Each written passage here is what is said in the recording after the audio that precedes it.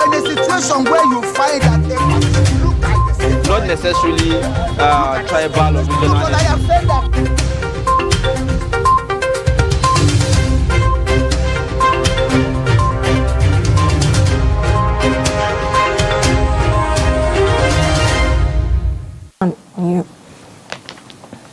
All right, it's time for the dailies, and as usual, we'll start by taking a look at the front page of a Daily Trust a newspaper.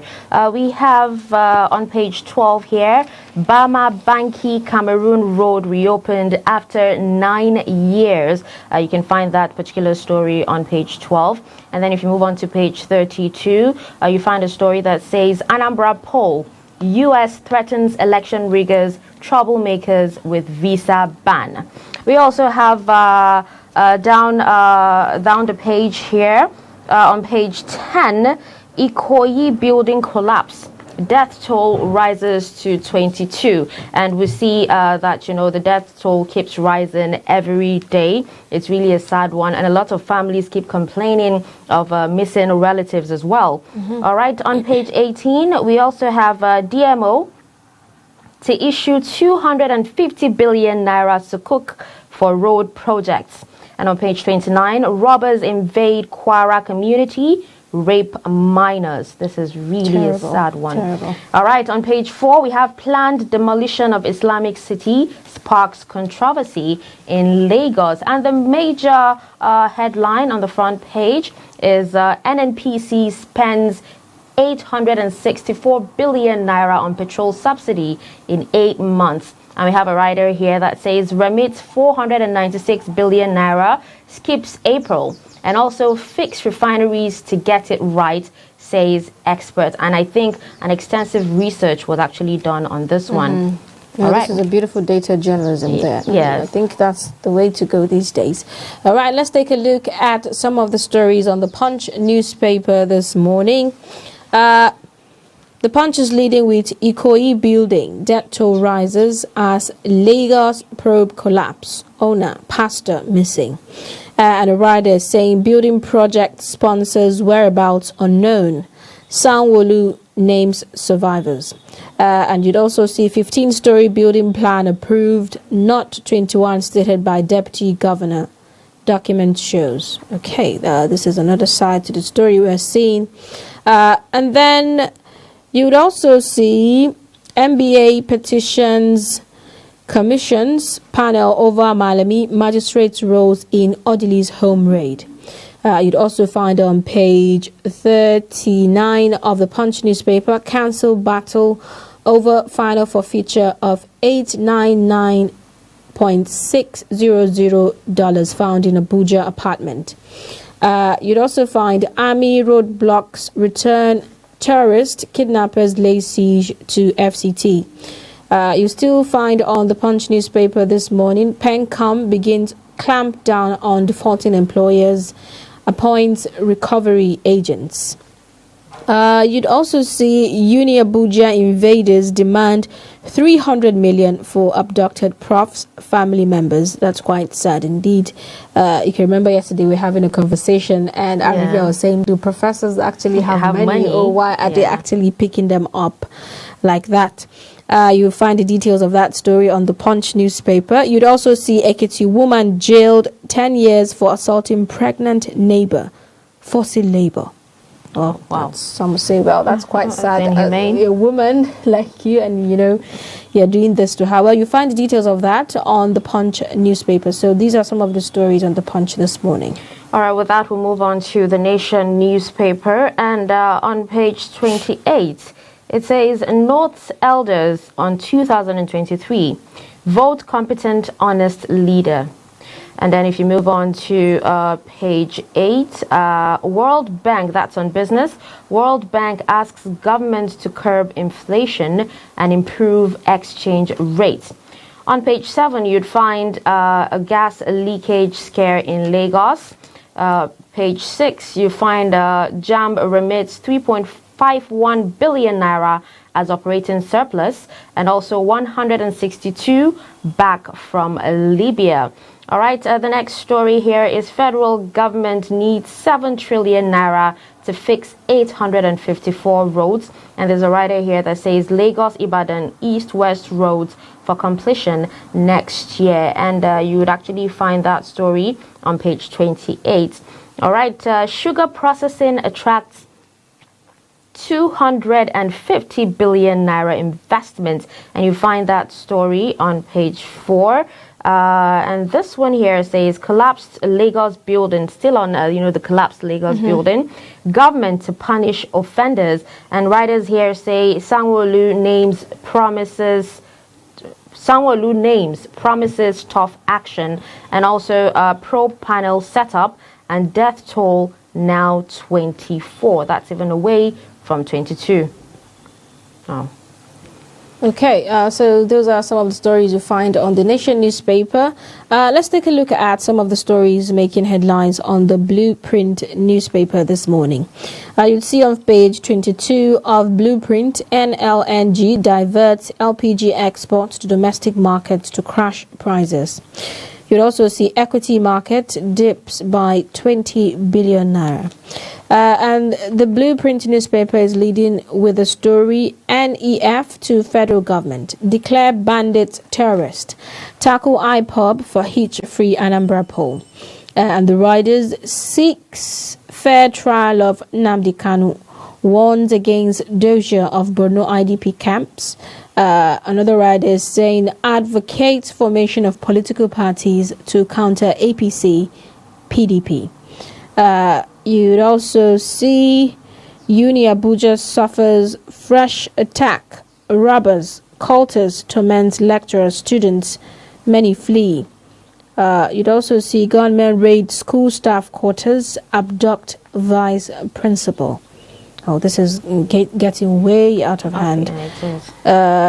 So you find the details of that story on the Blueprint newspaper. You'd also see Army raises the alarm over reduction in budget size.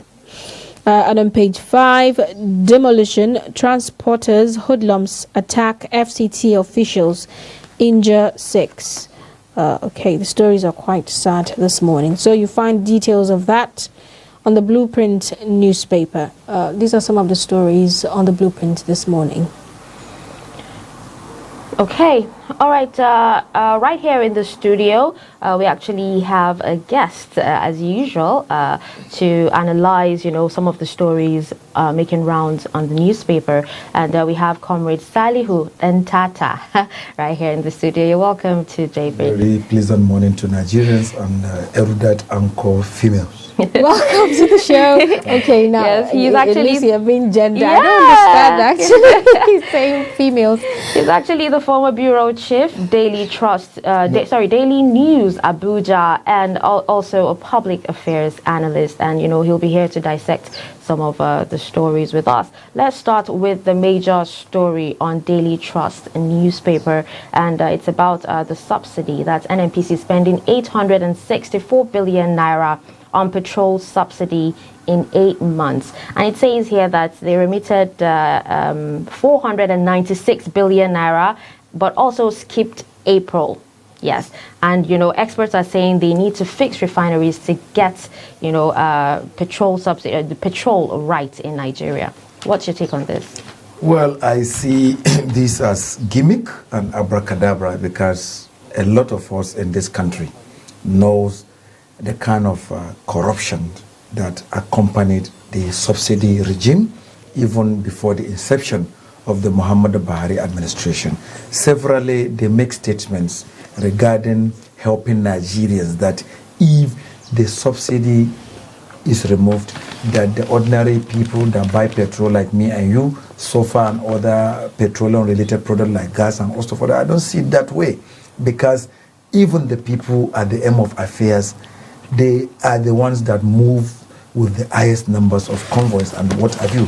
Then how do you now say the subsidy is helping the man that drives maybe 1 car, 2 car, and hardly moves the way you move? So in the whole, the PIB bill, I believe, should be able to, after the completion of the commercialization of the Apex oil company, the NNPC, be able to be held accountable. Because we cannot afford to say in 8 months this amount of billions have been spent on subsidy. Who is it at the part of the Petroleum Product Pricing Regulatory Agency that has been scrapped, or other subsidiaries of the NNPC, or is it the GMD or its executive directors, or the GMs or DGM or AGMs that are not telling Nigerians the truth? We know that the President and Commander-in-Chief is the substantive petroleum minister. The Minister of State only does what the President directs as the substantive Minister of Petroleum. So the questions go to the President and Commander-in-Chief, who also doubles as the substantive petroleum minister. How come these monies expanded and spent? Did they go through legislative backing? Because we have the 2 chambers of the National Assembly, and of course we have standing committees both on petroleum upstream and downstream. So their oversight functions, how come about this? Have they oversighted the way they ought to do and how it ought to be done? And did this money spent go through budgetary approval and host of others? So if they are saying from other services, how? Of course, we have the Minister of Finance. They need to make explanations to Nigerians, because we are tired of much of this money spent. Most of this type of expenditure ought to have gone into healthcare, education, power, employment, women programs, youth programs, and also of other things related to shelter and also others. So we are fed up and tired of always having this huge amount of money spent on subsidy. I know they would justify this by saying when the subsidy is removed, we are going to pay the price. How? Okay. Are we not paying the price now? Right. Well, experts, and international organizations over the years have been of the opinion that we take away, subsidy, because they feel, it's draining so much, of Nigeria's resources, which is supposed to be used to diversify the economy. Are you of that opinion as well? You see, when we talk about experts, agreed that they are professionals. We are not also laymen. Even though we are not petrochemical engineers, we are not people that studied courses related to that industry, but at least we read books.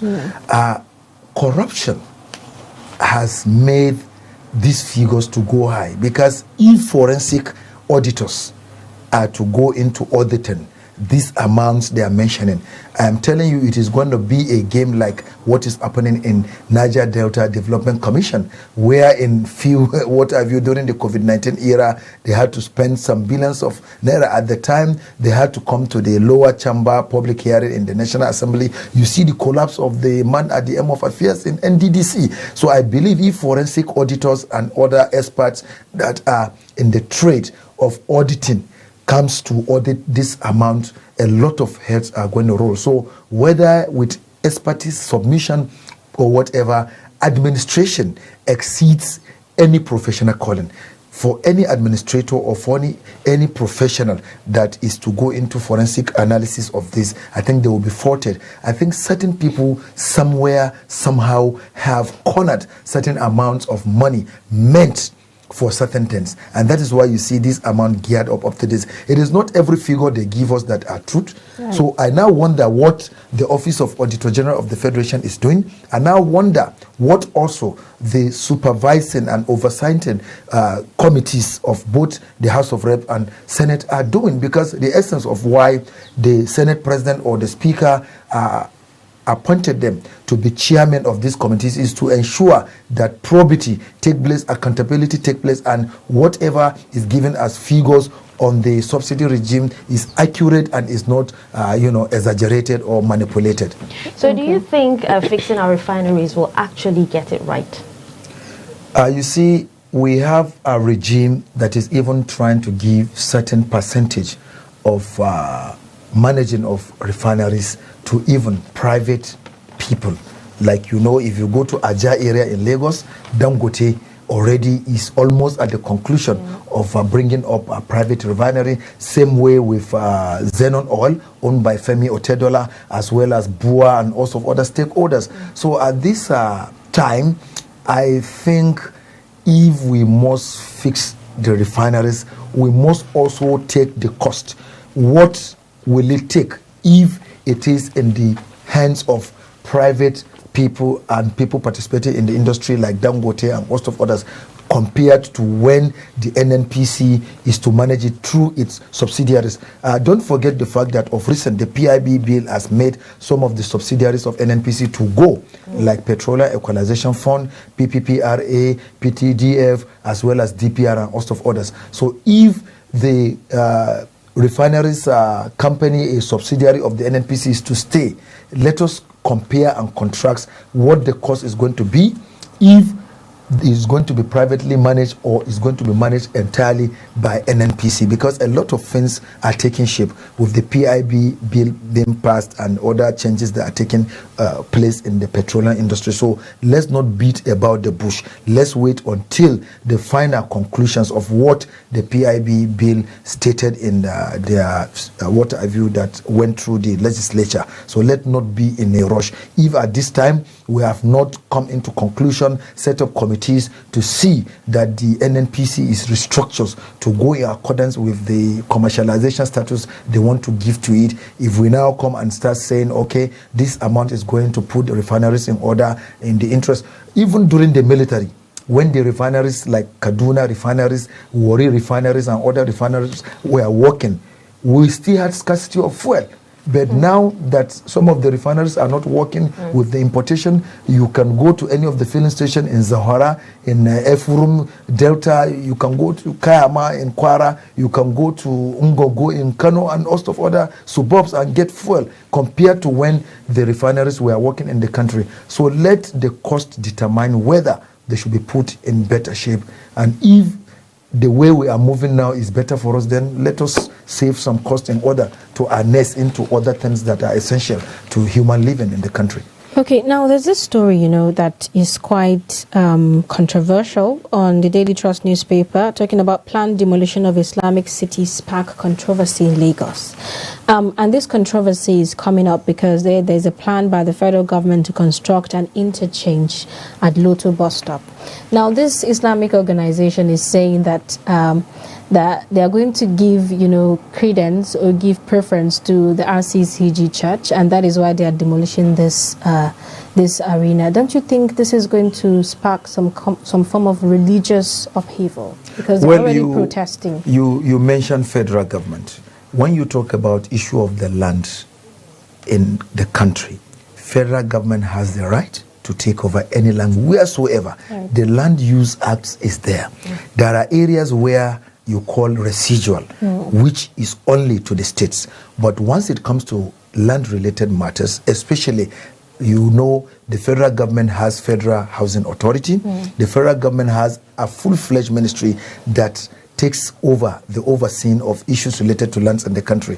You see, sometimes we should not play politics with issues, even though we know now we have insurgency and banditry, that a lot of the movers of these dissident groups are attached to certain interests and what have you. I'm a Muslim. I wouldn't want a land associated with Islamic faith to be taken. But if the security report gives it that after taking over of the land, is not going to be given to maybe, we are a secular nation. We have Christianity and Islam. Right. So the RCCG is of the Christian faith. If at all it's not going to be given to the RCCG to create religious unrest, then let it be.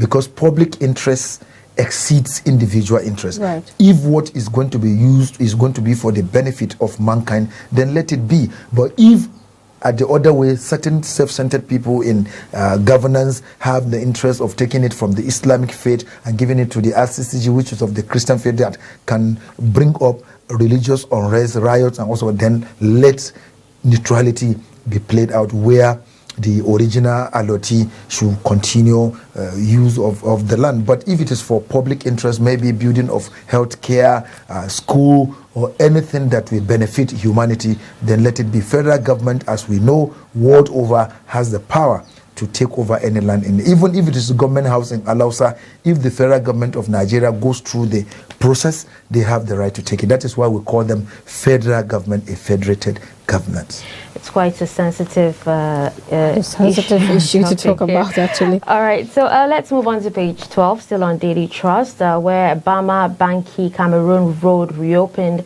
after 9 years. Is this a wise move, considering it was actually closed in the first place due to insurgency? Well, when you look at security agencies from the Army, Navy, Air Force, Police, DSS, NIA, Immigration, and host of others, they have certain intelligence information that we don't have. So for them to, after those years or months, to have agreed to say, okay, let that road open, it means it is now safe.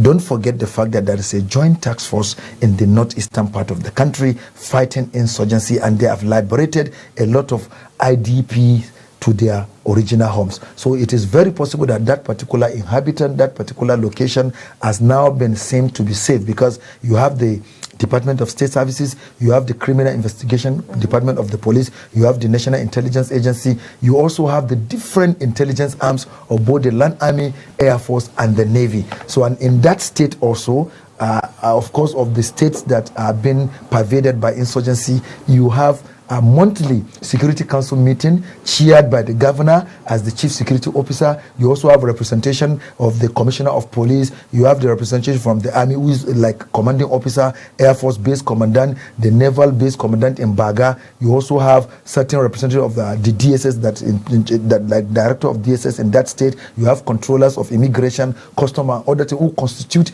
the state security council. So it is very possible with the theater commands there, the 7th division of the army, and other police establishment and DSS, they might have come into conclusion to have positive intelligence reports that yes, they've combed the forests and bushes, and that the Boko Haram boys and the ISWAP insurgents are no longer there, that they now took this step to make the displaced inhabitants to now reunite with their culture, with their home, because like they always say, no place like home. If, for example, you take a Kano woman to Goza, it is very difficult to live there. Yeah, so okay. You now see. So it is very possible the security agencies have certified it safe for them to have agreed for these IDPs and other inhabitants to come back to their ancestral homes. Okay, well, before we wrap up this segment of the show, Governor Zulum issued a statement warning border officials against smuggling, and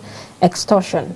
But we still see, these things happening. Recently, a colleague did a story, at the border with Cotonou and Nigeria, and you get to pay stipends, to smuggle things into the country. But we still see this still happen. Do you think this can be curtailed? Well, you see, the borders are porous. Coincidentally, I was once a personal assistant or media to Interior Minister. And when you talk about the border, there are other forces that forms joint services there. You have the immigration, you have the custom, you have the border police, you even have the army, you have the DSS, you have other agents, even the road safety. For example, from Badagry, Idi, Roko, Owode, Semeboda, you will see this contingent of security agencies. You see, sometimes one's welfare is so poor, especially for the other ranks of these services. This is what you see, because just the way the commissioned officers of the Army, Navy, Air Force, Police, Immigration, Customs, Civil Defense, and others are taken care of, it is not the same way that these other ranks, and when we call other ranks, these are the cadres that are personnel that are joined with secondary school certificate.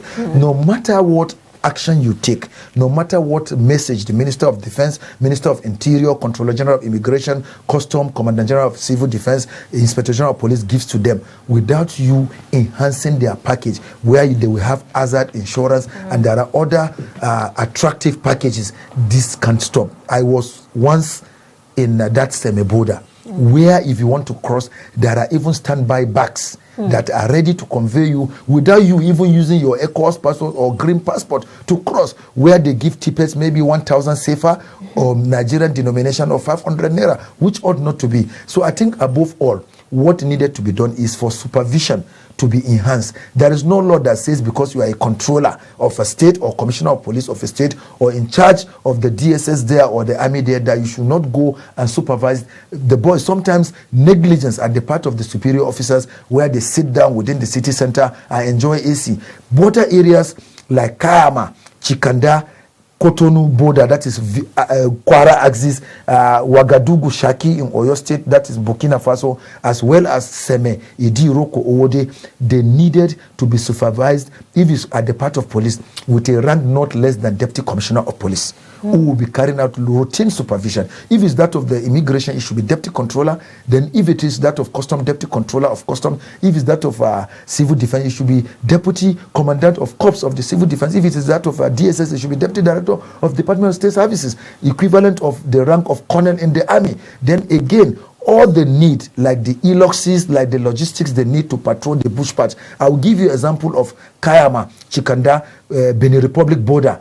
There are certain bush parts like Kemanji, Kugiji, where if you are moving even for 4 hours, nobody can notice you. These are the bush parts that arms are proliferated into the country. Illegal vehicles are smuggled because the manpower is short. The personnel that are there and the officers are not up to manning these border areas. Same also extends to Gamboru Gala along Chad, Borno axis. So also Garua, Adamawa, Marwa axis to Cameroon. So these are some of the impediments and some of these are the short changes that they have. So above all, manpower needed to be enhanced, increase in personnel and officers, then logistics, welfare, then also supervision, because no matter what logistics or gadgets you give to them about patrol, without supervision in a situation where a private of the army or maybe a constable of the police border patrol sees a deputy commissioner supervising him, that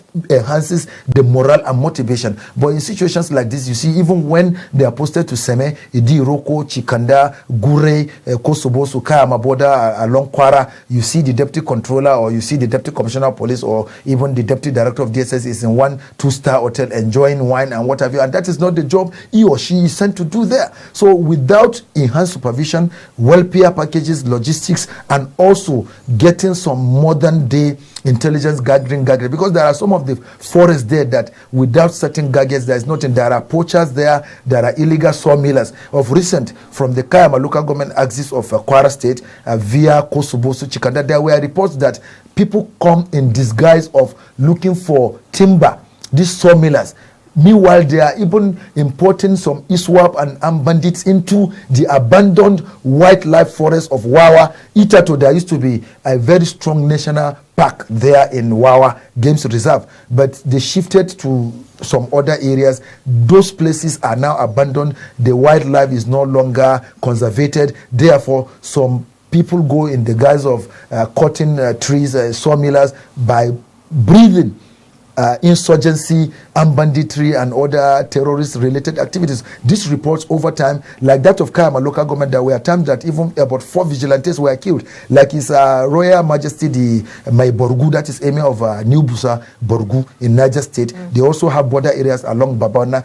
Of recent, one of the local emirs was kidnapped, the Dodo of Wawa, and these places are close to the border areas. From the Wawa, Swashi, Agwara axis, you can go to Babana, and from there you can enter the northern side of Benin Republic. Then from the Kayama, Kosobosu, Chikanda area, you can go to Niki and enter Benin Republic through the southern area. Just the way from Idi, Roko, Owode, and Seme, you can enter through the capital, Cotonou. So these are issues. So above all, the Minister of Interior need to give a standing order to the Controller General of Immigration, so that the armed squad of immigration the capacity can be increased, because in the immigration, it is not every officer and men that carries arms. So the few ones that carry arms are called the armed squad. So also that of civil defense, the Commandant General also need to increase the capacity of the armed squad civil defense officers. No civil defense that is not armed has business in the border area. So also the immigration. Most of the times you see outside the ones that checks the passports, you find out that those patrolling don't even bear arms. Now, if an attacker comes, how do you curtail that? Therefore, there need to be increased in services that I mentioned to you: supervision, welfare, provision of gadgets, and also of other manning of. Well, quite insightful indeed. Well, thank you so much, Salihu Mahmud Dentata, for coming on the show today. The pleasure. Thank you very we much. hope to have you next time. Thank you very much. The pleasure is mine.